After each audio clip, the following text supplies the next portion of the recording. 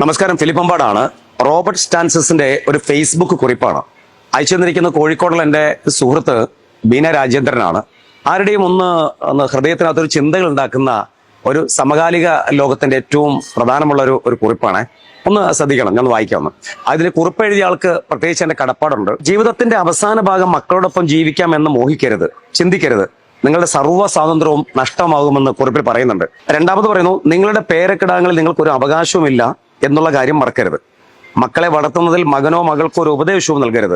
നിങ്ങളുടെ ഉപദേശവും അനുഭവ സാക്ഷ്യങ്ങളും അവർ ഒരിക്കലും പരിഗണിക്കില്ല എന്നും കുറിപ്പിൽ പറയുന്നുണ്ട്.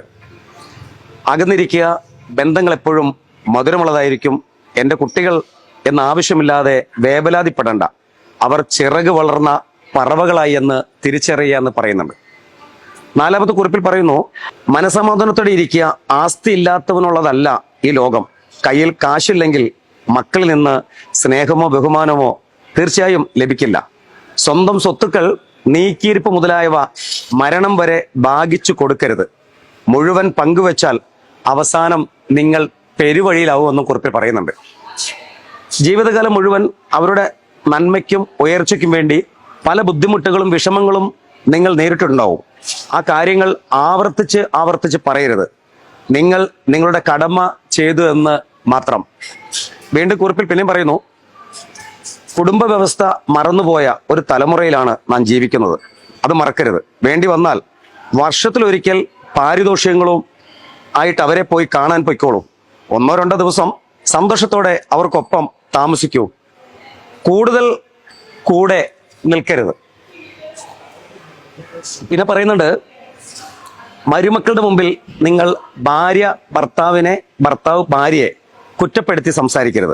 മക്കളുടെ വീട്ടിലേക്ക് പോകുമ്പോൾ നിങ്ങൾക്ക് ആവശ്യമുള്ള മരുന്നുകൾ, സോപ്പ്, ചീപ്പ് മുതലായവ കൂടെ കൂട്ടണം. വ്യക്തിപരമായ ആവശ്യ സാധനങ്ങൾ തീർച്ചയായും കൊണ്ടുപോകണമെന്നും കുറിപ്പിൽ പറയുന്നുണ്ട്. പിന്നെ പറയുന്നു, മക്കളുടെ ആഡംബര ജീവിതത്തിൽ വിമർശിക്കരുത്. സമ്പാദ്യം കരുതി വെക്കണമെന്ന് ഉപദേശിച്ച് അപമാനിക്കരുത്. അവരുടെ ജീവിതം നിങ്ങളുടെ ജീവിതത്തെ പോലെ ദുരിതപൂർണമല്ല. അവരുടേത് ആധുനിക കോർപ്പറേറ്റ് ജീവിതമാണ്. നിങ്ങൾ 1000 രൂപ വളരെ വലുതായി കണ്ടു. അവർ ലക്ഷങ്ങളുമായിട്ട് ഇടപഴകുന്നവരാണ്.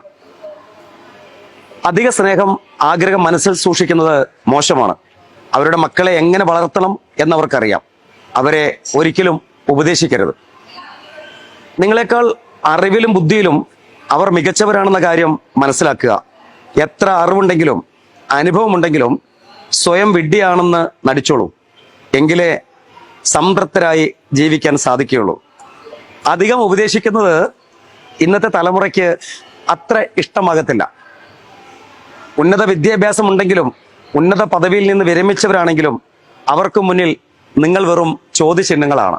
തലയാട്ടുന്ന പാവകൾ മാത്രമാണെന്നും ജീവിതത്തിന്റെ സായാഹ്നം സന്തോഷകരമാക്കാൻ ഈ കുറച്ച് ഉപദേശങ്ങൾ സ്വീകരിച്ചാൽ അത് നന്നാകുമെന്നും ഈ കുറിപ്പിൽ ഈ സുഹൃത്ത് വ്യക്തമാക്കുന്നുണ്ട്. ഈ ലോകം അങ്ങനെയാണ്. ഒരിക്കലും മക്കൾക്ക് വേണ്ടി നിങ്ങൾ ജീവിക്കരുത്. നിങ്ങളുടെ ജീവിതം നിങ്ങളുടെ മാതാപിതാക്കൾക്ക് ഉണ്ടാകട്ടെ. നിങ്ങൾ ജീവിക്കുന്നത് മാതാപിതാക്കൾക്കാവുമ്പോൾ നിങ്ങൾ ചെയ്തു കൊടുക്കുന്ന ഓരോ പ്രവൃത്തിയും, അവർക്ക് ചെയ്യുന്ന കുറെ നന്മകൾ, അവരുടെ ആഗ്രഹങ്ങൾ, അവരുടെ സ്വപ്നങ്ങൾ, ഇത് സാക്ഷാത്കരിക്കുന്നിടത്താണ് നിങ്ങളുടെ മക്കൾ നിങ്ങളുടെ പ്രവൃത്തി കണ്ട് വളരുക. നിങ്ങൾ വാർദ്ധക്യത്തിലെത്തുമ്പോൾ നിങ്ങളെ സംരക്ഷിക്കാൻ നിങ്ങൾ മുൻപ് ചെയ്തു വെച്ച പ്രവൃത്തികൾ പോരെ നിങ്ങളെ സംരക്ഷിക്കാൻ. അതുകൊണ്ട് മറക്കണ്ട, മക്കൾക്ക് വേണ്ടി ജീവിച്ച് നിങ്ങളുടെ ജീവിതം ഒരുക്കി കളയരുത്.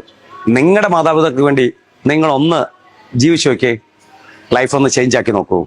സമാധാനം ഉണ്ടാവും. ഫിലിപ്പമ്പാട്. Thank U.